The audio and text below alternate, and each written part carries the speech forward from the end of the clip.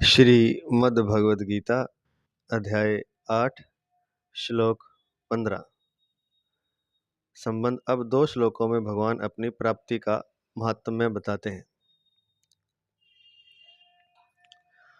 मामुपेत्य पुनर्जन्म दुःखालयं शाश्वतं नाप्नुवन्ति महात्मानः संसिद्धिं परमां गताः।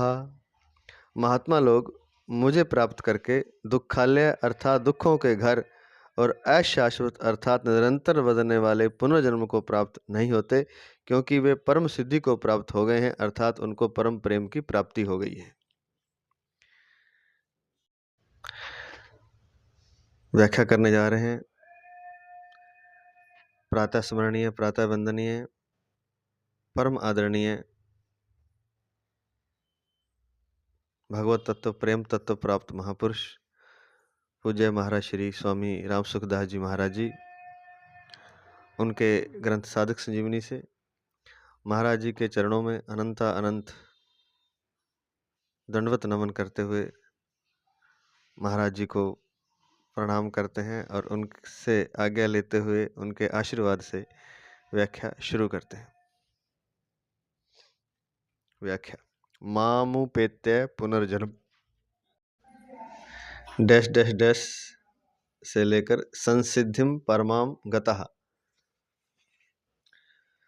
मामुपेत्य का तात्पर्य है कि भगवान के दर्शन कर ले, भगवान को तत्व से जान ले अथवा भगवान में प्रविष्ट हो जाए तो फिर पुनर्जन्म नहीं होता। पुनर्जन्म का अर्थ है फिर शरीर धारण करना। वह शरीर चाहे मनुष्य का हो, चाहे पशु पक्षी आदि किसी प्राणी का हो, पर उसे धारण करने में दुख ही दुख है। इसलिए पुनर्जन्म को दुखालय अर्थात दुखों का घर कहा गया है। बहुत ही शानदार बात लिखी है। जो शरीर है ये, इसको धारण करना ही दुख है। और जब तक भगवान की प्राप्ति नहीं होती या भगवान के दर्शन नहीं होते या भगवान को तत्व से नहीं जाना जाता या भगवान में प्रवेश नहीं होता, प्रविष्ट नहीं हुआ जाता, तब तक पुनर्जन्म होता रहता है और अर्थात शरीर धारण करना पड़ता है। और ये शरीर धारण करना ही, शरीर धारण करने में दुख ही दुख है, क्योंकि शरीर के अनेक दुख हैं, चाहे वो पशु पक्षी हो चाहे मनुष्य योनि हो। इसलिए पुनर्जन्म को दुखालय अर्थात दुखों का घर कहा गया। पुनर्जन्म दुखालयम शाश्वतम।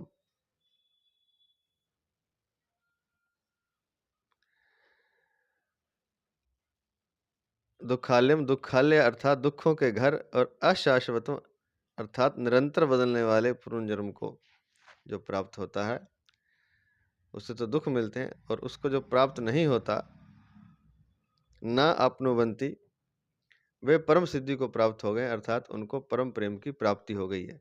परमाम संसिद्धिम संसिद्धिम परमाम गतः। तो पुनर्जन्म अर्थात ये शरीर धारण करना ही दुखों का घर है, ये जीवन ही दुखालय है। हम सबको अनुभव भी है अपने जीवन का।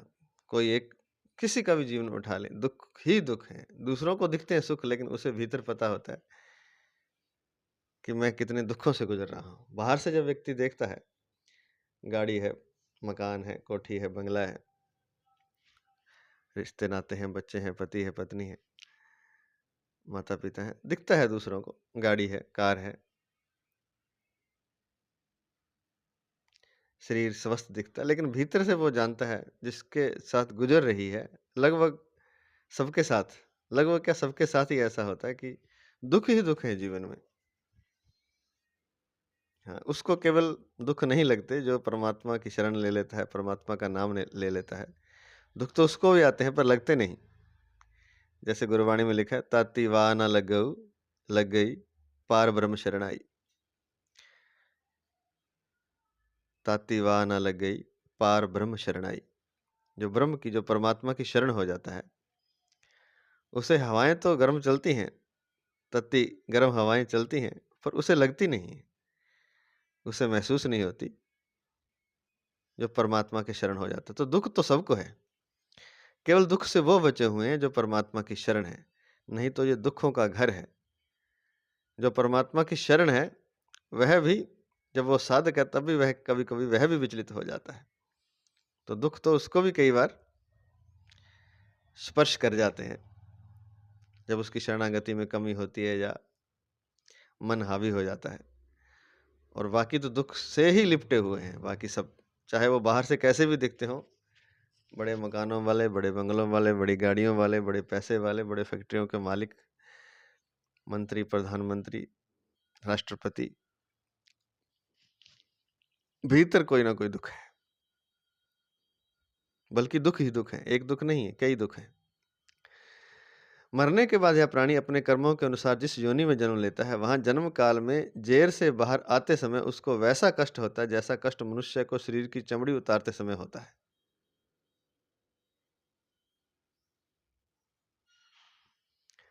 परंतु उस समय वह अपना कष्ट दुख किसी को बता नहीं सकता, क्योंकि वह उस अवस्था में महान असमर्थ होता है।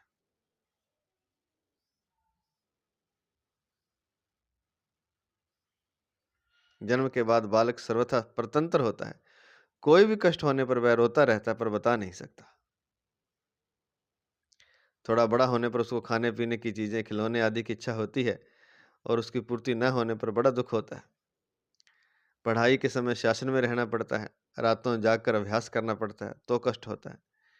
विद्या भूल जाती है तथा पूछने पर उत्तर नहीं आता तो दुख होता है। आपस में ईर्ष्या, द्वेष, डाह अर्थात जलन, अभिमान आदि के कारण हृदय में जलन होती है। परीक्षा में फेल हो जाए तो मूर्खता के कारण उसका उसका इतना दुख होता है कि कई आत्महत्या तक कर लेते हैं। परीक्षा में फेल हो जाए तो मूर्खता के कारण उसका इतना दुख होता है कि कई आत्महत्या तक कर लेते हैं। जवान होने पर अपनी इच्छा के अनुसार विवाह आदि न होने से दुख होता है। विवाह हो जाता है तो पत्नी अथवा पति अनुकूल न मिलने से दुख होता है। बाल बच्चे हो जाते हैं तो उनका पालन पोषण करने में कष्ट होता है। लड़कियां बड़ी हो जाती हैं तो उनका जल्दी विवाह न होने पर माँ बाप की नींद उड़ जाती है। खाना पीना अच्छा नहीं लगता, हरदम बेचैनी रहती है।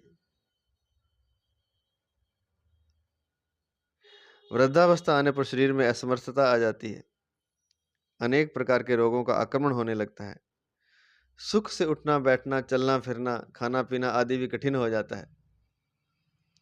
घर वालों के द्वारा तिरस्कार होने लगता है, उनके अपशब्द सुनने पड़ते हैं। रातों में खांसी आती है, नींद नहीं आती। मरने के समय भी बड़े भयंकर कष्ट होते हैं। ऐसे दुख कहाँ तक कहें, उनका कोई अंत नहीं।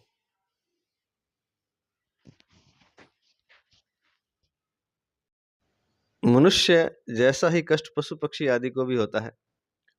उनको शीत, घाम, वर्षा, हवा आदि से कष्ट होता है। बहुत से जंगली जानवर उनके छोटे बच्चों को खा जाते हैं तो उनको बड़ा दुख होता है। इस प्रकार सभी योनियों में अनेक तरह के दुख होते हैं। ऐसे ही नरक में और 84 लाख योनियों में दुख भोगने पड़ते हैं। इसलिए पुनर्जन्म को दुखालय कहा गया है। पुनर्जन्म को अशाश्वत कहने का तात्पर्य है कि कोई भी पुनर्जन्म शरीर निरंतर नहीं रहता। कोई भी शरीर जो पुनर्जन्म अर्थात शरीर निरंतर नहीं रहता, उसमें हरदम परिवर्तन होता रहता है। कहीं किसी भी योनि में स्थायी रहता नहीं, कहीं किसी भी योनि में स्थायी रहना नहीं होता। थोड़ा सुख मिल भी जाता है तो वह भी चला जाता है और शरीर का भी अंत हो जाता है। 9वें अध्याय के 3 श्लोक में इसी पुनर्जन्म को मौत का रास्ता कहा है। मृत्यु संसार वर्तमनि।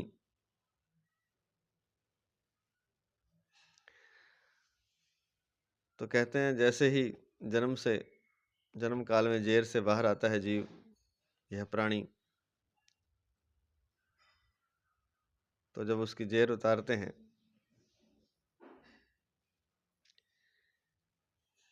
जिस समय योनि में जन्म लेता है, जिस भी योनि में प्राणी,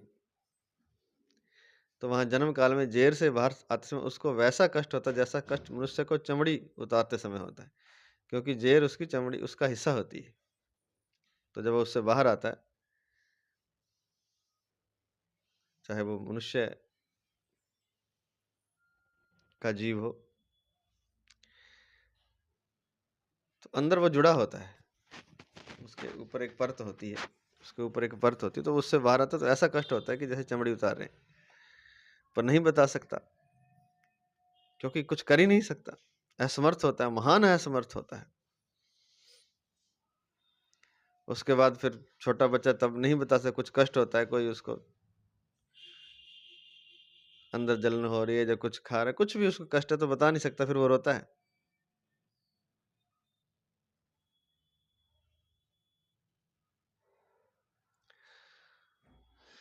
तो इस तरह थोड़ा बड़ा होता है तो खिलौने आदि नहीं मिलते, विद्या पढ़ाई करनी है तो दिक्कत है, रात रात भर जाग के फिर अगर नंबर ठीक नहीं आते, पास नहीं हो पाता तो तब दुख होता है, और कई लोग तो आत्महत्या तक कर लेते हैं।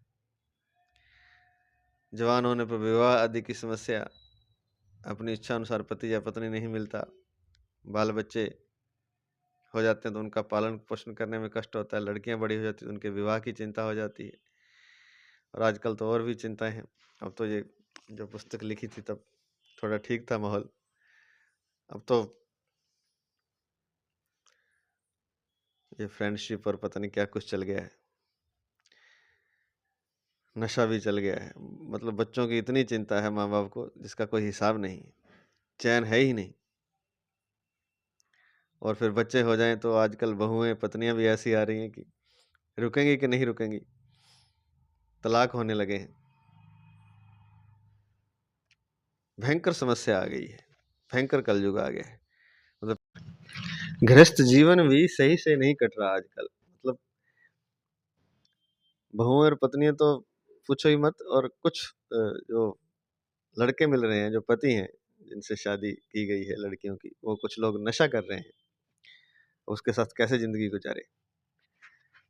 और कुछ अब कहना उचित है अनुचित है ये नहीं जानते, लेकिन प्रेम प्रसंग चल रहे हैं, शादी के बाद भी प्रेम प्रसंग चल रहे हैं, पत्नी का चल रहा है अलग, और फिर वो कुछ दिन बाद ऐसा लगता है कि घर में क्यों रहना, अब छोड़ दो, जिससे शादी हुई उसको छोड़ दो, बच्चे हो गए, बच्चों का भी भविष्य खराब।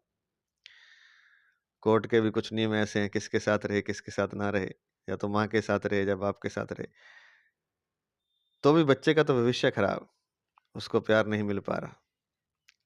तो भयंकर ये कलयुग, मतलब ये इतना कष्ट, कुछ तो वैसे ही ये दुखालय है इस शरीर में आना ही, और ऊपर से ये कलयुग चल रहा है, और अब तो भयंकर कलयुग चल रहा है। मतलब शादी जो एक दुख सुख का साधन, एक दूसरे को दुख सुख का सहारा माना जाता था, उसका भी आधार तोड़ दिया है इन्होंने, फिल्मों वालों ने, फिर ये एकता कपूर के सीरियल ने, सास भी कभी बहू थी, पिछले 20-30 सालों में ऐसा सत्यानाश कर दिया है, लोग देखते देखते वो सब सीख गए। खासकर महिलाएं तो, मतलब वो सहन शक्ति समाप्त हो गई है उनकी। पहले महिलाएं थोड़ा सहन कर लेती थी, और फिर ये फ़ोन के आने से, स्मार्टफ़ोन के आने से, कहाँ किससे क्या बात हो रही है, ससुराल में हो रही है, अपनी माँ से हो रही है, आज खाना ये बना था, आज ये हो गया, आज सास ने ये कह दिया। तो पहले तो कुछ दिन बाद चिट्ठी जाती थी तो तब तक तो मामला, पत्री जाती थी, पत्र जाता था, लेटर जाता था, तब तक मामला शांत हो जाता था, कोई थोड़ी बहुत बात होती। अब तुरंत फ़ोन कर दिया जाता है तो फिर तुरंत उनको उनको भी गुस्सा आता है कि हमारी बेटी के साथ ऐसा क्या क्यों कहा। और घर बसने ही लगभग, मतलब बहुत कम, ये मानिए कि 50% अब घर बस ही नहीं रहे। आगे बच्चों का भविष्य अंधकार में है, वो बच्चे कैसे सर्वाइव करेंगे जो प्यार से वंचित हो गए हैं, जो अपने घर से बेघर हो गए हैं। और फिर और जिहाद आदि चल रहा है, बहुत कुछ, मतलब घर से पहले तो ये सीरियल वाले ने ऐसी साजिश कर दी है, महिलाओं को ऐसा भड़का दिया है कि वो घर बसाना ही नहीं चाहती, कुछ तो शादी ही नहीं करना चाहते, और फिर घर बसाना चाहते तो सास ससुर के किसी की सुनना नहीं चाहते, पति तक की नहीं सुनना चाहते। थोड़ी सी बात हुई और चलो अपना सामान उठाया और घर छोड़ के चले गए। बच्चों का भविष्य, मतलब ये आजकल ऐसा हो रहा है, और ये सारा दुख और बढ़ गया है कलयुग के आने से। जीवन वैसे ही दुख है, अब तो और बढ़ चुका है, स्थिरता कहीं रही नहीं है, कब क्या हो जाए कुछ पता नहीं। वो ऐसे ही मनुष्य कष्ट भोगता है, और फिर जब बुढ़ापे में कष्ट है, शरीर को रोग हो जाता है, कोई होता ही है, सबके साथ ऐसा ही होता है, लगभग 99% होता है। कोई खान पान का अपना ध्यान रखे, कोई योग प्राणायाम करे, कोई नाम जप करता है, उसका तो भले ही शरीर ठीक रहे, क्योंकि खान पान ऐसा है। तो शरीर भी साथ नहीं दे रहे, शरीर भी अंत में कष्ट दे रहे हैं, बहुत ज्यादा कष्ट दे रहे हैं। पैरालिसिस, कैंसर, किडनी फेलियर, बहुत समस्याएं, हार्ट अटैक, हार्ट ब्लॉकेज।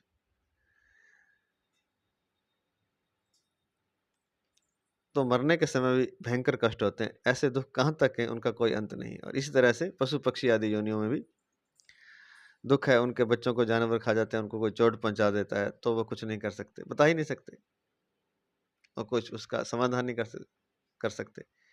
मनुष्य योनि में फिर भी थोड़ा समाधान कर सकता, लेकिन पशु योनि में तो कुछ ही नहीं कर सकता। उसके साथ कुछ हो गया, कोई कुत्ता जा रहा था, उसके ऊपर से किसी ने गाड़ी निकाल दी, टांग टूट गई बेचारे की, ऐसा ही रहेगा। अब कोई इलाज नहीं है, कोई कुछ नहीं हो सकता, कुछ कह नहीं सकता, कुछ कर नहीं सकता।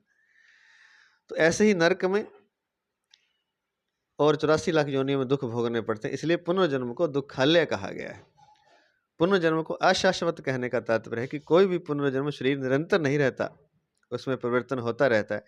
कहीं किसी भी योनि में स्थायी रहना नहीं होता। थोड़ा सुख मिल भी जाता है तो वह भी चला जाता है और शरीर का भी अंत हो जाता है। और थोड़ा बहुत कभी मिल भी जाता है तो कहाँ तक सुख रहता है। थोड़ा किसी को मिल भी जाए बस फिर दुख ही दुख है। 9वें अध्याय के 3 श्लोक में इसी पुनर्जन्म को मौत का रास्ता कहा है। मृत्यु संसार वर्तमनी। यहाँ भगवान को मेरी प्राप्ति होने पर पुनर्जन्म नहीं होता, इतना ही कहना पर्याप्त था। फिर भी पुनर्जन्म के साथ दुखालय और अशाश्वत ये दो विशेषण क्यों दिए गए? ये दो विशेषण देने से यह एक भाव निकलता है कि जैसे भगवान भक्तजनों की रक्षा, दुष्टों का विनाश और धर्म की स्थापना करने के लिए पृथ्वी पर अवतार लेते हैं, ऐसे ही भगवान को प्राप्त हुए भक्त लोग भी साधु पुरुषों की रक्षा, दुष्टों की सेवा, जैसे भगवान भक्तजनों की रक्षा, दुष्टों का विनाश और धर्म की स्थापना के लिए पृथ्वी पर अवतार लेते हैं, ऐसे ही भगवान को प्राप्त हुए भक्त लोग भी साधु पुरुषों की रक्षा, दुष्टों की सेवा और धर्म का अच्छी तरह से पालन करने तथा करवाने के लिए कारक पुरुष के रूप में, संत के रूप में इस पृथ्वी पर जन्म ले सकते हैं। संतों ने कहा है परित्राणाय साधु नाम, साधुओं के दुख को दूर करने के लिए संत लोग जो पैदा होते हैं उनके बारे में लिखा है। भगवान तो आते ही हैं भक्तों की रक्षा, परित्राणाय साधु नाम, दुष्टों का विनाश और धर्म की स्थापना के लिए।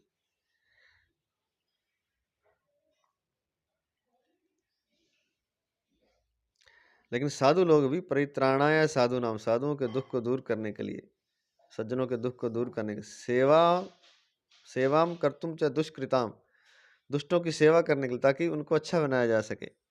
धर्म संपालनार्थाय संभवंती कलौ युगे, और धर्म की स्थापना करने के लिए, दूसरों से पालन करवाने के लिए और खुद भी पालन करने के लिए संत लोग इस धरती पर आते हैं। संभवंती कलौ युगे, कल युग में।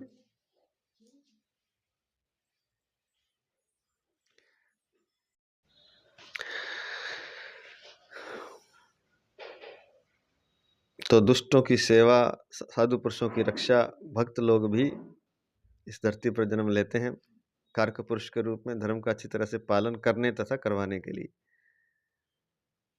इसको स्टार लगा के नीचे दिया है, वो हमने देख लिया। परित्राणाय साधुनाम, संतों ने कहा है परित्राणाय साधुनाम सेवाम क्रतुम चतुष्कृताम, धर्म संपालनार्थाय संभवंती कलौ युगे। अथवा जब भगवान अवतार लेते हैं तब उनके साथ पार्षद के रूप में भी ग्वाल वालों की तरह वे भक्तजन पृथ्वी पर जन्म ले सकते हैं। तो संत भी जन्म लेते हैं, वो भी धर्म की स्थापना के लिए। परंतु उन भक्तों का यह जन्म दुखालय और अशाश्वत नहीं होता, क्योंकि उनका जन्म कर्मजन्य नहीं होता, प्रत्युत भगवत इच्छा से होता है। लेकिन उनका जो जीवन है, उनका जो जन्म है, वह कर्मजन्य नहीं होता। वो कुछ सुख दुख भोगने नहीं आते, वो तो भगवान के साथ आते हैं और आनंद देने आते हैं, क्योंकि उनका जन्म भगवत इच्छा से होता है। जो आरंभ से ही भक्ति मार्ग पर चलते हैं, उन साधकों को भी भगवान ने महात्मा कहा है। 9वें अध्याय का 13वां श्लोक। जो भगवत तत्व से अभिन्न हो जाते हैं, उनको भी महात्मा कहा है। 7वें अध्याय का 19वां श्लोक। और जो वास्तविक प्रेम को प्राप्त हो जाते हैं, उनको भी महात्मा कहा है। 8वें अध्याय का 15वां श्लोक। तात्पर्य है कि असत शरीर संसार के साथ संबंध होने से मनुष्य अल्पात्मा होते हैं, क्योंकि वे शरीर संसार के आश्रित होते हैं। अपने स्वरूप में स्थित होने पर वे आत्मा होते हैं, क्योंकि उनमें अणु रूप से अहम की गंध रहने की संभावना होती है।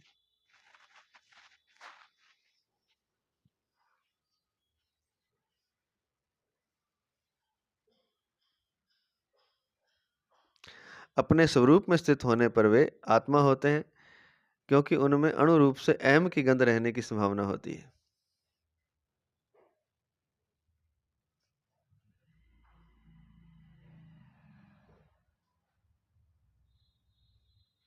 भगवान के साथ अभिन्नता होने पर वे महात्मा होते हैं,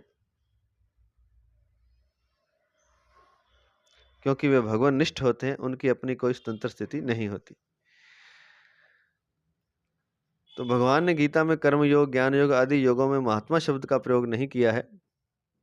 केवल भक्ति योग में ही भगवान ने महात्मा शब्द का प्रयोग किया है। इससे सिद्ध होता है कि गीता में भगवान भक्त को ही सर्वोपरि मानते हैं।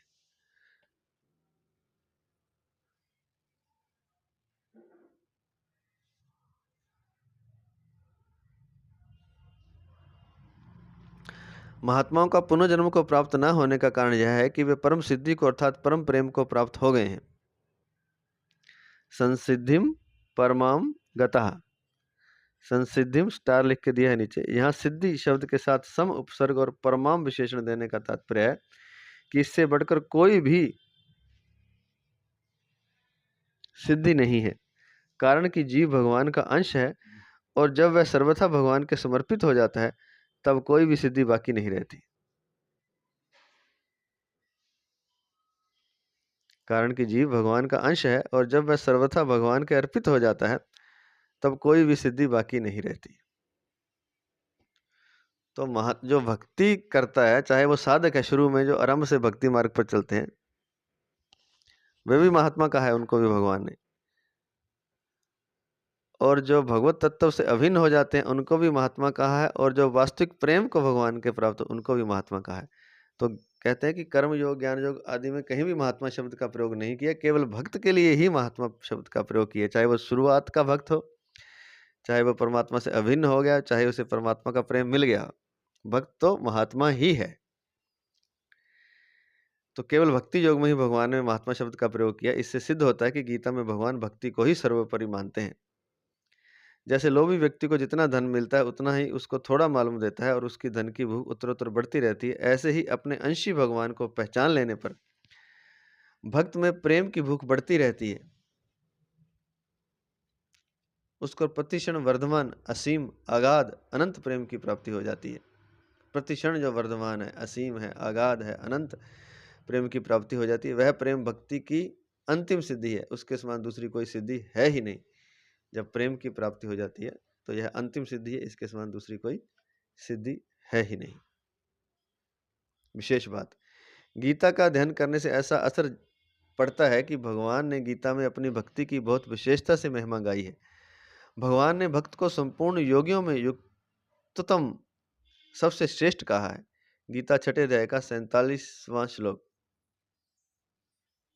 और अपने आप को भक्त के लिए सुलभ बताया है। 8वें अध्याय का 14वां श्लोक, जो हम कल किया था। अपने आप को भक्त के लिए सुलभ बताया है, परंतु अपने आग्रह का त्याग करके कोई भी साधक केवल कर्म योग, केवल ज्ञान योग अथवा केवल भक्ति योग का अनुष्ठान करे, तो अंत में वह एक ही तत्व को प्राप्त हो जाता है। इसका कारण यह है कि साधकों की दृष्टि में तो कर्म योग, ज्ञान योग और भक्ति योग जो 3 भेद हैं, पर साध्य तत्व एक ही है। साध्य तत्व में भिन्नता नहीं है, परंतु इसमें एक बात विचार करनी है कि जिस दर्शन में ईश्वर, भगवान, परमात्मा सर्वोपरि है, जिस दर्शन में ईश्वर भगवान परमात्मा सर्वोपरि हैं, ऐसी मान्यता नहीं है, उस दर्शन के अनुसार चलने वाले असत से सर्वथा संबंध विच्छेद करके मुक्त तो हो जाते हैं,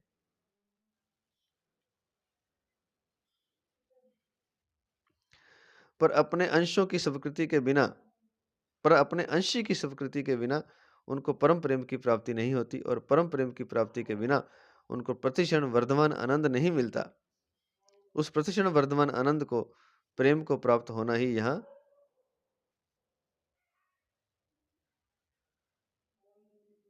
परम सिद्धि को प्राप्त होना है। तो जिसमें चाहे ईश्वर को, क्योंकि कर्म योग ज्ञान योग में तो ईश्वर को मानने की जरूरत ही नहीं है, न भगवान की न परमात्मा की। तो उस दर्शन के अनुसार संसार से संबंध विच्छेद तो हो जाता है, मुक्त तो हो जाते हैं, पर उनको परम प्रेम की प्राप्ति नहीं होती, परम आनंद की प्राप्ति नहीं होती। अपने अंश की स्वीकृति के बिना उनको परम प्रेम की प्राप्ति नहीं होती। तो जब हम अपने अंश को जानते हैं कि वह परमात्मा है, वह श्री कृष्ण है, और परम प्रेम की प्राप्ति के बिना उनको प्रतिक्षण वर्धमान आनंद नहीं मिलता, उस प्रतिक्षण वर्धमान आनंद को, प्रेम को प्राप्त होना ही यहाँ परम सिद्धि को प्राप्त होना है।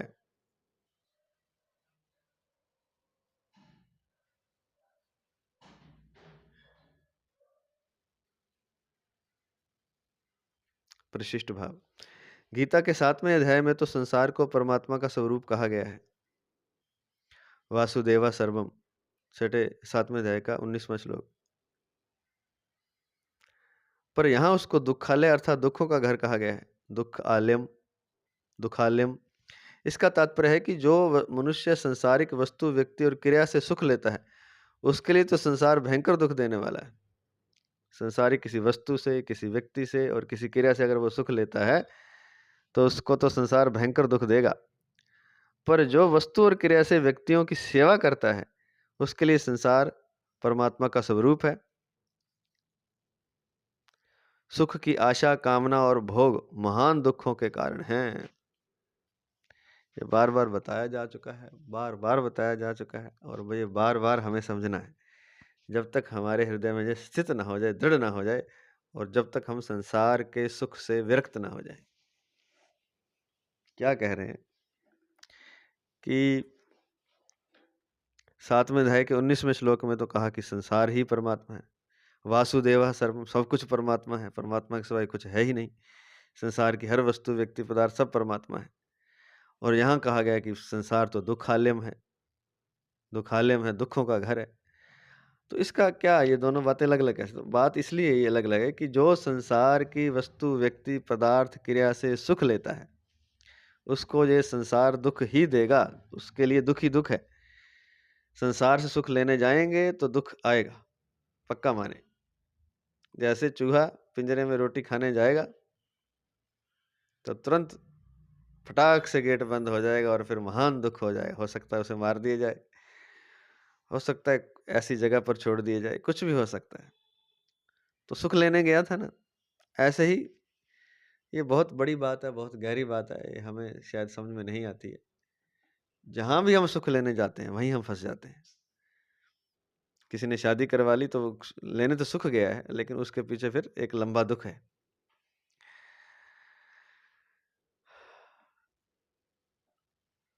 तो ऐसा भी नहीं कि शादी ना करवाए, ये नहीं है यहाँ कहने का तात्पर्य। लेकिन वो अगर सुख लेने की उसकी तमन्ना है, अगर तो वो परमात्मा के शरणागत होकर के सृष्टि का जो कार्य चल रहा है उसमें सहयोग दे रहा है तो ठीक है।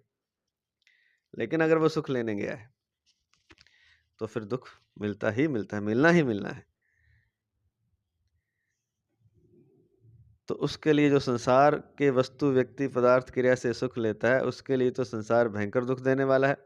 पर जो वस्तु और क्रिया से व्यक्तियों की सेवा करता है, उसके पास जो कोई वस्तु है, कोई पदार्थ है, कोई क्रिया है, तो उस जो क्रिया करता है उससे व्यक्तियों की सेवा करता है, तो उसके लिए संसार परमात्मा का स्वरूप है। सुख की आशा, कामना और भोग महान दुखों के कारण है। सुख की आशा रखोगे, सुख की कामना करोगे और सुख का भोग करोगे तो भयंकर दुख आपके लिए तैयार खड़े हैं। सुख भोगने वाला दुख से कभी बच ही नहीं सकता, बच सकता ही नहीं।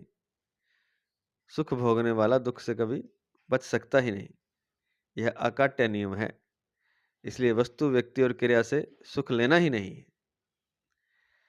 सुख भोगने वाला दुख से कभी बच सकता ही नहीं, यह अकाट्य नियम है।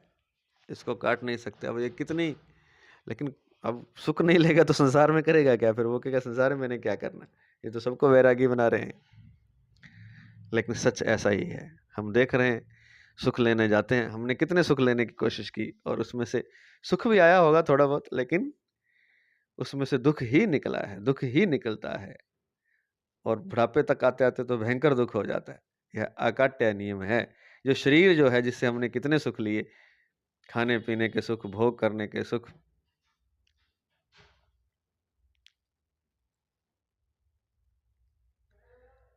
और अंत में क्या मिला? दुख।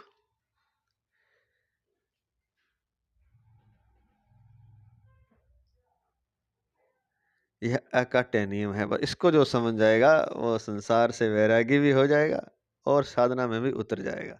बल्कि उसके लिए परमात्मा, ये समझ लीजिए कि बस हस्तगत आंवले की तरह है।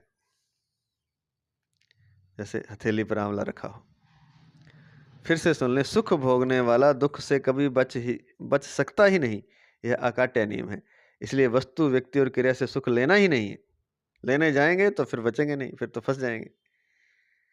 एक जाल है, जैसे वो चिड़िया चोगा चुगने जाएगी तो बस जाल में फंस जाएगी। इसलिए जाल में फंसना नहीं है। और वो जाल क्या है? वस्तु, व्यक्ति, पदार्थ और क्रिया से सुख लेना ही नहीं है। पदार्थ का तो यहाँ नहीं लिखा हुआ, यहाँ तीन ही बातें लिखी हुई हैं, वस्तु, व्यक्ति और क्रिया। ना किसी वस्तु से, वस्तु पदार्थ, वस्तु पदार्थ सब कुछ वस्तुओं में ही आ गया। वस्तु, व्यक्ति और क्रिया से सुख लेना ही नहीं है। जिस क्षण सुख बुद्धि का त्याग है, उसी क्षण परमात्मा की प्राप्ति है। बहुत शानदार बात है। जिस क्षण आपने सुख त्याग दिया, कोई सुख चाहिए नहीं। शरीर दुखी है तो दुखी है, रोगी है तो रोगी, जहां हैं जैसे हैं बस ठीक है। परमात्मा की बड़ी कृपा है, उसका अहोभाव है कि उसने ये जैसी स्थिति में हमें रख रखा है, बड़े सुखी हैं। सुख बुद्धि, उससे कुछ और चाहिए नहीं। ना शरीर को स्वस्थ करना है, ना हमने ऐसा करना, ना हमने वैसा करना, जो है वो ठीक है। जिस क्षण सुख बुद्धि का त्याग है, उसी क्षण परमात्मा की प्राप्ति है। त्यागाच्छा नियंत्रण तरम, त्यागाच्छा त्यागाच्छा अंतिरंतरम, अंतिरंतरम, त्यागाच्छा अंतिरंतरम, त्यागाच्छा अंतिरंतरम, अनंतरम। गीता 12वें अध्याय का 12वां श्लोक। इच्छा का त्याग करते ही परमात्मा की प्राप्ति है। सुख की इच्छा का त्याग, सुख बुद्धि का त्याग जिस क्षण है, उसी क्षण परमात्मा की प्राप्ति है। और जिसको संसार से सुख चाहिए, वस्तु, पदार्थ, क्रिया से, वस्तु, व्यक्ति, क्रिया से, वो दुख का दरवाजा खोल रहा है अपने लिए, और फिर दुख कभी मिटने वाला नहीं है। जीव उस समग्र परमात्मा का अंश है जिसके रोम रोम में करोड़ों ब्रह्मांड हैं। पर जीव फंस गया अपरा प्रकृति के तुच्छ से तुच्छ अंश, एक शरीर में। जीव किसका अंश है? उस परमात्मा का अंश है जीव, जिसके रोम रोम में करोड़ों ब्रह्मांड है, उसका अंश है ये। पर जीव फंस गया अपरा प्रकृति के तुच्छ से तुच्छ अंश, एक शरीर में। लेकिन जीव कहाँ फंस गया? एक कहीं एक कोने में, एक छोटी सी जगह में, एक कण में, वो शरीर है जो अपरा प्रकृति के तुच्छ से तुच्छ अंश एक शरीर में फंस गया। इसलिए जहाँ कोरा आनंद ही आनंद है, इसलिए जहाँ कोरा आनंद ही आनंद है, वहां जीव कोरा दुख ही दुख पा रहा है।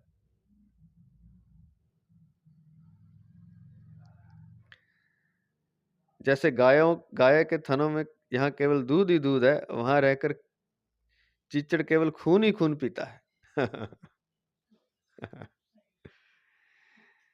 जैसे गाय के थनों में यहाँ केवल दूध ही दूध है, और चीचड़ क्या करता है? वहां खून ही खून पीता है। गोस्वामी तुलसीदास जी महाराज कहते हैं, आनंद सिंधु मध्य तब बासा, बिनु जाने कस मरसी प्यासा। आनंद सिंधु मध्य तब वासा, तेरा आनंद सिंधु परमात्मा के बीच में तेरा वास है। आनंद का सागर लहरा रहा, उसके बीच में तू रहा। जैसे मछली आनंद के जल के सागर में रहती, ऐसे जीव, क्योंकि सब और परमात्मा ही तो है। चौगिर्द हमारा राम का, दुख लगे ना पाई। चारों तरफ मेरा राम है, चारों तरफ मेरा परमात्मा है। आनंद सिंधु मध्य तब वासा, तेरा वास आनंद सिंधु के मध्य में है। बिनु जाने कस मरसी प्यासा, लेकिन बिनु जाने प्यासा मरता है। क्यों प्यासा मर रहा है बिना जाने? बिना जाने कस मरसी प्यासा, विनय पत्रिका 136:2 में दिया है। लेकिन वो आनंद का सागर दिखाई नहीं दे रहा। दिखाई इसलिए नहीं दे रहा क्योंकि ध्यान संसार के सुख पर लगा हुआ है। संसार के वस्तु, व्यक्ति और क्रिया से सुख चाहिए। ये तो कोई छोड़ ही नहीं सकता। बड़ा मुश्किल है इसको छोड़ना, और जो छोड़ देगा वो परमात्मा में स्थित हो जाएगा। आनंद सिंधु मध्य तब वासा, बिनु जाने कस मरसी प्यासा। तो आसान सा तरीका है, महाराज जी ने बताया है। कोई साधना की आवश्यकता नहीं है, किसी नाम जप की आवश्यकता नहीं है। संसार के सुख का त्याग कर दे जिस क्षण, उसी क्षण परमात्मा की प्राप्ति है। त्यागाच्छांतरी ननंतरम,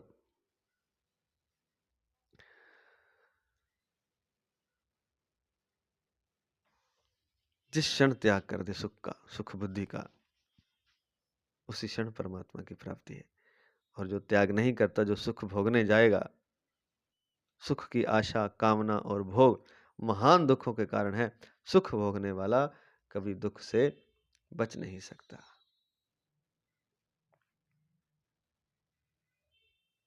जैसे हम देखते हैं, शरीर से जितने सुख भोगे जाते हैं, शरीर क्षीण हो जाता है, क्योंकि शरीर की शक्ति का हास तो होता ही है।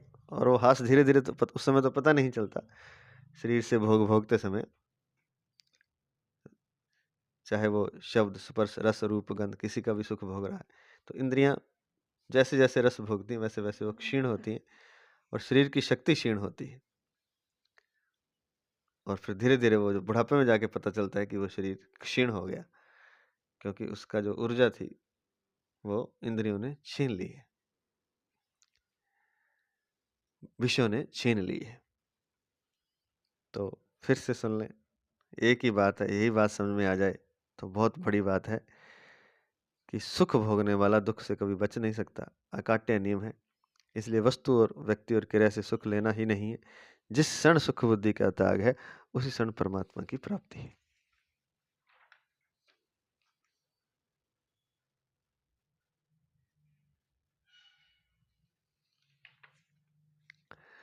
अगला श्लोक, श्लोक नंबर 16।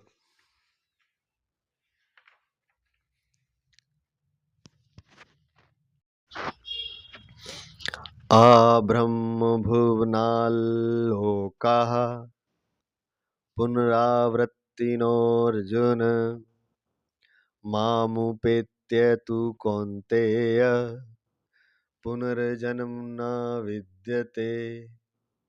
हे अर्जुन, ब्रह्मलोक तक सभी लोग पुनरावृत्ति वाले हैं, अर्थात वहां जाने पर पुनः लौटकर संसार में आना पड़ता है। परंतु हे कौन्तेय, मुझे प्राप्त होने पर पुनर्जन्म नहीं होता। व्याख्या,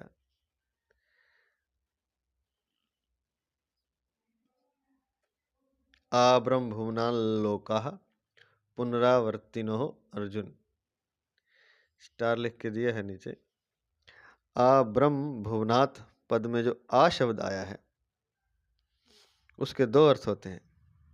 नंबर 1, अभिविधि, जैसे ब्रह्मलोक को लेकर सभी लोग, अर्थात ब्रह्मलोक तथा उससे नीचे के सभी लोग। दूसरा है मर्यादा, जैसे ब्रह्मलोक को छोड़कर नीचे के सभी लोग, अर्थात ब्रह्मलोक से नीचे के सभी लोग। यहाँ आ शब्द अभिविधि अर्थ में आया है कि ब्रह्मलोक तक के, ब्रह्म भुवनात्, ब्रह्मलोक तक के सभी लोग, अर्थात ब्रह्मलोक तक सभी लोग पुनरावृत्ति वाले हैं, अर्थात वहां जाने पर पुनः लौटकर संसार में आना पड़ता है। परंतु हे कौन्तेय, मुझे प्राप्त होने पर पुनर्जन्म नहीं होता। हे अर्जुन, ब्रह्मा जी के लोक को लेकर सभी लोग पुनरावृत्ति हैं, अर्थात ब्रह्मलोक और उससे नीचे के जितने भी लोग सुख भोग भूमियां हैं, उनमें रहने वाले सभी प्राणियों को उन उन लोकों के प्रापक पुण्य समाप्त हो जाने पर लौटकर आना ही पड़ता है। कहाँ आना पड़ता है? धरती पर आना पड़ता है।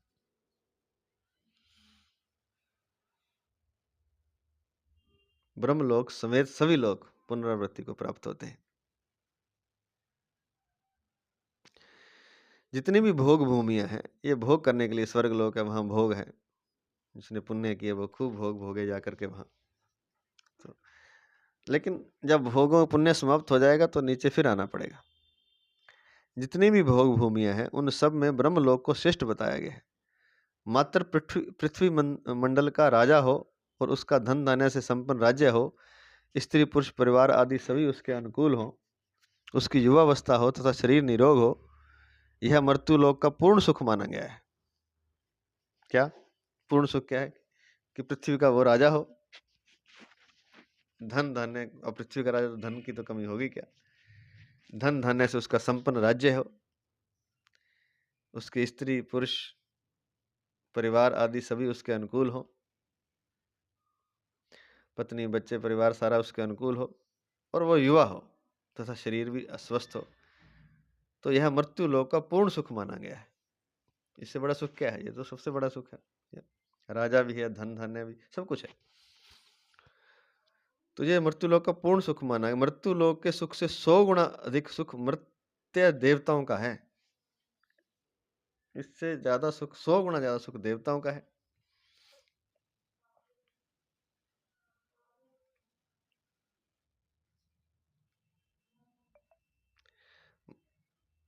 मर्त्य देवता उनको कहते हैं जो पुण्य कर्म करके देवलोक को प्राप्त होते हैं, और देवता देवलोक के प्रापक पुण्य क्षीण होने पर पुनः मृत्युलोक में आ जाते हैं। गीता 9वें अध्याय का। इन मृत्य देवताओं से 100 गुना अधिक सुख आजान देवताओं का है।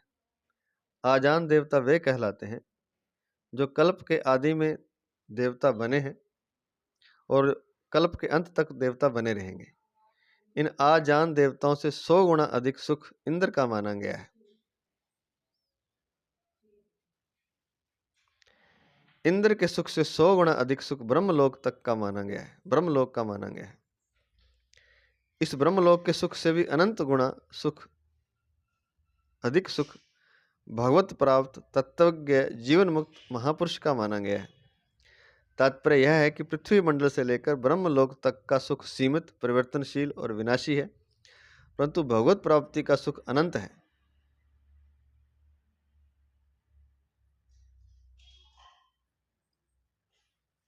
अपार है, अगाध है।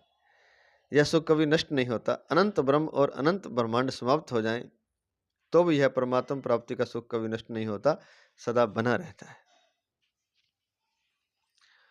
पुनरावर्तिनः का एक भाव यह भी है कि ये प्राणी साक्षात परमात्मा के अंश होने के कारण नित्य हैं। अतः ये जब तक नित्य तत्व परमात्मा को प्राप्त नहीं कर लेते, तब तक कितने ही ऊंचे लोकों में जाने पर भी इनको वहां से पीछे लौटना ही पड़ता है।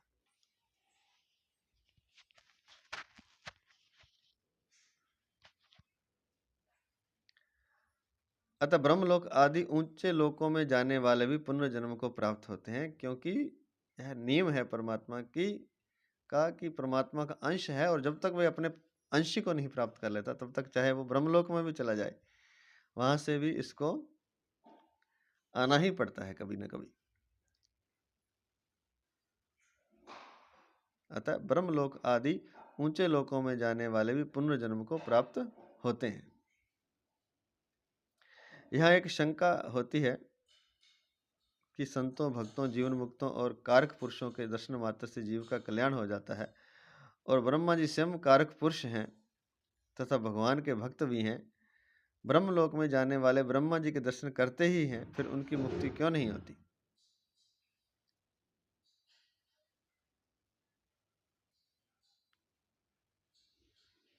वे लौटकर क्यों आते हैं?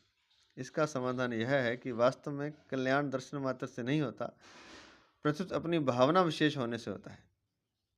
इसके सिवाय संत भक्त आदि के दर्शन, संभाषण, चिंतन आदि का महात्म्य इस मृत्युलोक के मनुष्य के लिए ही है।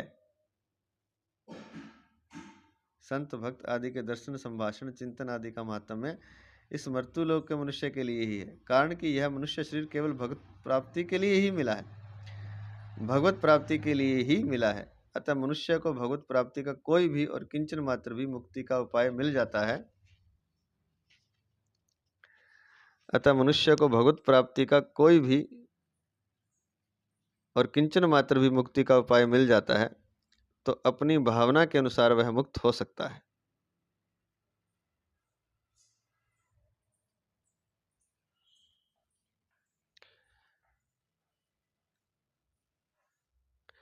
ऐसा मुक्ति का अधिकार अन्य लोकों में नहीं है, इसलिए वे मुक्त नहीं होते।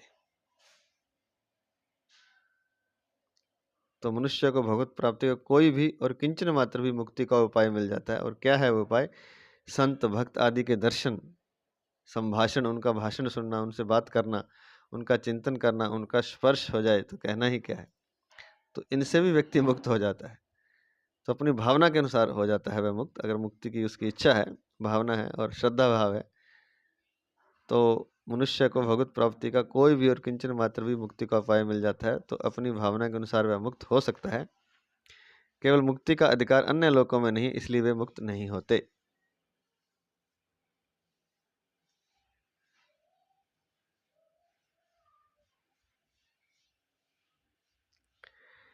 केवल मुक्ति का अधिकार अन्य लोकों में नहीं, इसलिए वे मुक्त नहीं होते।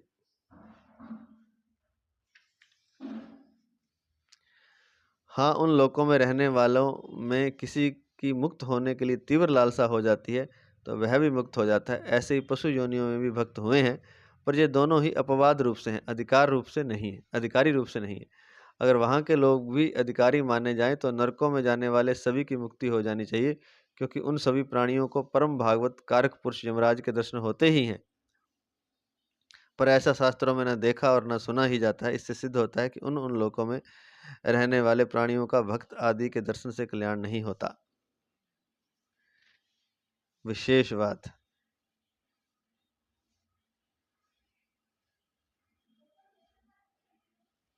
यह जीव साक्षात परमात्मा का अंश है। ममे वांशः, और यहाँ जाने के बाद फिर लौटकर नहीं आना पड़ता, वह परमात्मा का धाम है। और जहाँ जाने के बाद फिर लौटकर नहीं आना पड़ता, वह परमात्मा का धाम है। और यह जीव साक्षात परमात्मा का अंश है। श्लोक तो पूरा इस प्रकार, ममे वांशो जीव लोक है, यहाँ लिखा ममे वांशः, तो फिर लौटकर नहीं आना पड़ता, वह परमात्मा का धाम है। यहाँ से लौटकर नहीं आना पड़ता। यद गत्वा न निवर्तन्ते तद धाम परमम मम, जैसे कोई अपने घर पर जाता है, ऐसे ही परमात्मा का अंश होने से इस जीव को वहीं परम धाम में जाना चाहिए। फिर भी यह जीव मरने के बाद लौटकर क्यों आता है? जैसे कोई मनुष्य सत्संग आदि में जाता है और समय पूरा होने पर वहां से चल देता है, परंतु चलते समय उसकी कोई वस्तु, चद्दर आदि भूल से वहां रह जाए तो उसको लेने के लिए उसे फिर लौटकर वहां आना पड़ता है। ऐसे ही इस जीव ने घर, परिवार, जमीन, धन आदि जिन चीजों में ममता कर ली है, अपनापन कर लिया है, उस ममता अपनापन के कारण इस जीव को मरने के बाद फिर लौट कर आना पड़ता है। कारण कि जिस शरीर में रहते हुए संसार में ममता आसक्ति की थी, वह शरीर तो रहता नहीं, न चाहते हुए भी छूट जाता है।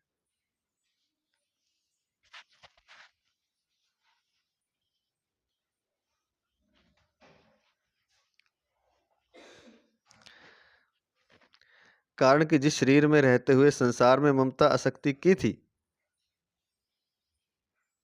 वह शरीर तो रहता नहीं, ना चाहते हुए भी छूट जाता है, परंतु उस ममता वासना के कारण दूसरा शरीर धारण करके यहाँ आना पड़ता है। वह मनुष्य बनकर भी आ सकता है और पशु पक्षी बनकर भी आ सकता है, उसको लौटकर आना पड़ता है, यह बात निश्चित है। भगवान ने कहा है कि ऊंच नीच योनियों में जन्म होने का कारण मनुष्यों का संग ही है। कारणम गुण संगस्य सद सद्यो निजन्मसु, ऊंच नीच योनि में जन्म होने का कारण गुणों का संग ही है। कारणम गुण संगस्य सद सद्यो निजन्मसु, 13वें अध्याय का 21वां श्लोक। अर्थात जो संसार में ममता आसक्ति कामना करेगा उसको लौटकर संसार में आना ही पड़ेगा। मामू पेते तू कौन्तेय पुनर्जन्म न विद्यते। ब्रह्मलोक तक जाने वाले सभी को पुनर्जन्म लेना पड़ता है, परंतु हे कौन्तेय, समग्र रूप से मेरी प्राप्ति होने पर पुनर्जन्म नहीं होता, अर्थात मेरे को प्राप्त होने पर फिर संसार में जन्म मरण के चक्र में नहीं आना पड़ता, कारण कि मैं कालातीत हूँ, अतः मेरे को प्राप्त होने पर वे भी कालातीत हो जाते हैं। यहाँ मामू पेत्य का अर्थ है कि मेरे दर्शन हो जाएं, मेरे स्वरूप का बोध हो जाए और मेरे में प्रवेश हो जाए। गीता 11वें अध्याय का 54वां श्लोक।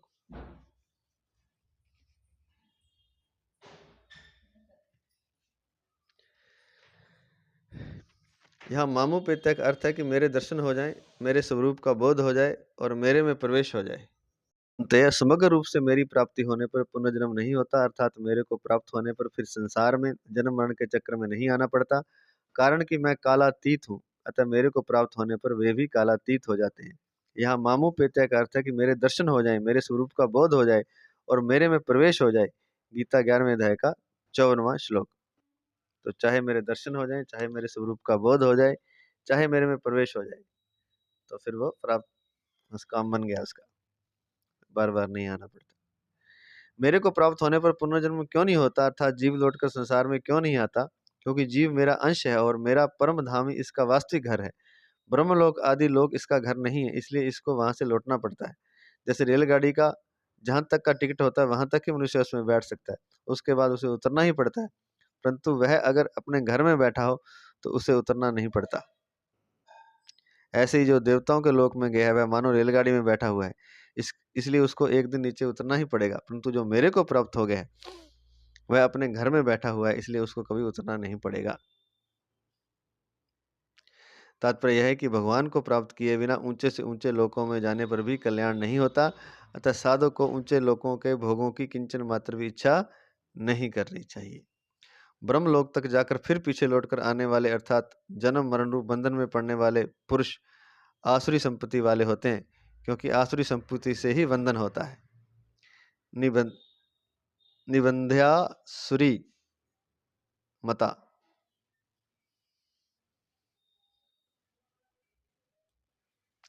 इसलिए ब्रह्मलोक तक बंधन ही बंधन है, परंतु मेरे शरण होने वाले, मुझे प्राप्त होने वाले पुरुष दैवी संपत्ति वाले होते हैं, उनका फिर जन्म मरण नहीं होता, क्योंकि दैवी संपत्ति से मोक्ष होता है। दैवी संपत्ति दैवी संपद्वि मोक्षाय, देवी संपद्वि मोक्षाय, 16वें अध्याय का 5वां श्लोक। तो ब्रह्मलोक तक जो पीछे आ जाते हैं वो जन्म मरण के बंधन में पड़ने वाले हैं, वे सारे आसुरी संपत्ति वाले होते हैं, और जो मेरे शरण होते हैं वो देवी संपत्ति वाले होते हैं, फिर उनका जन्म मरण नहीं होता। दैवी संपद्वि मोक्षाय। ब्रह्मलोक में जाने विशेष बात एक और है इसमें थोड़ी सी।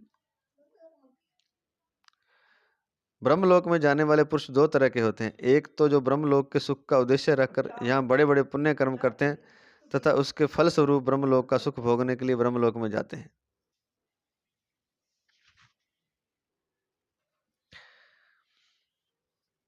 तो एक तो ब्रह्मलोक का सुख का उद्देश्य रखकर जहाँ बड़े बड़े पुण्य कर्म करते हैं तथा उसके फलस्वरूप ब्रह्मलोक का सुख भोगने के लिए ब्रह्मलोक में जाते हैं, और दूसरे जो परमात्मा प्राप्ति के लिए ही तत्परता पूर्वक साधन में लगे हुए हैं,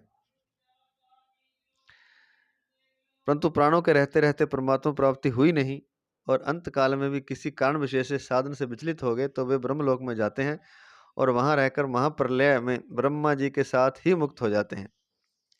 इन साधनों का ब्रह्मलोक के सुख भोग का उद्देश्य नहीं होता, इन साधकों का ब्रह्मलोक के सुख भोग का उद्देश्य नहीं होता, किंतु अंत काल में साधन से विमुख होने से तथा अंत काल में सुख भोग की किंचन मात्र इच्छा रहने से ही उनको ब्रह्मलोक में जाना पड़ता है।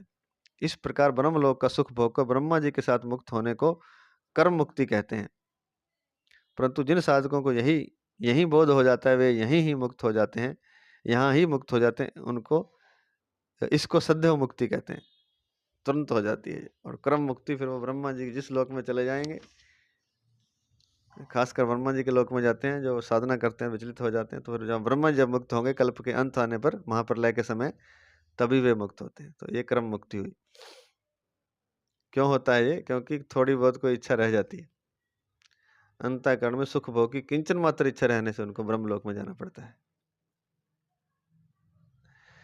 इसी अध्याय के दूसरे श्लोक में अर्जुन का प्रश्न था कि अंत काल में आप कैसे जानने में आते हैं।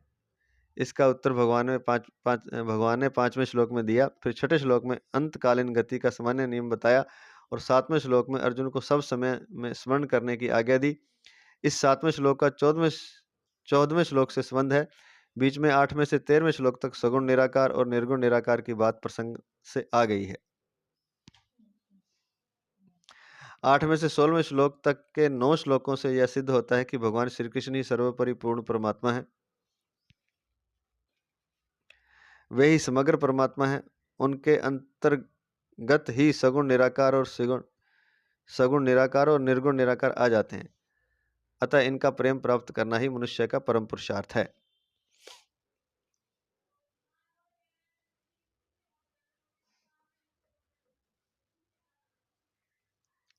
उनके अंतर्गत ही सगुण निराकार और सगुण निराकार उनके अंतर्गत ही सगुण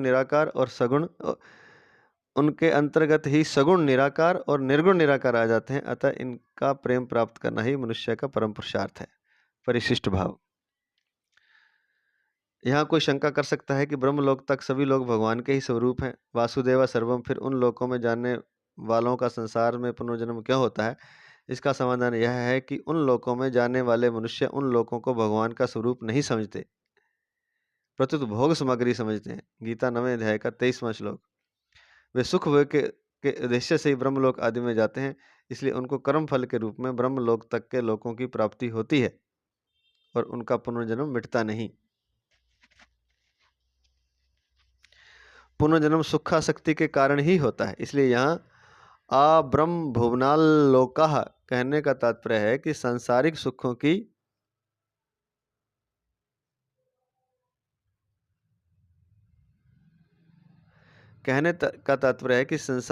की आखिरी हद जो ब्रह्मलोक है, वहां जाने पर भी जीव को लौटना ही पड़ता है।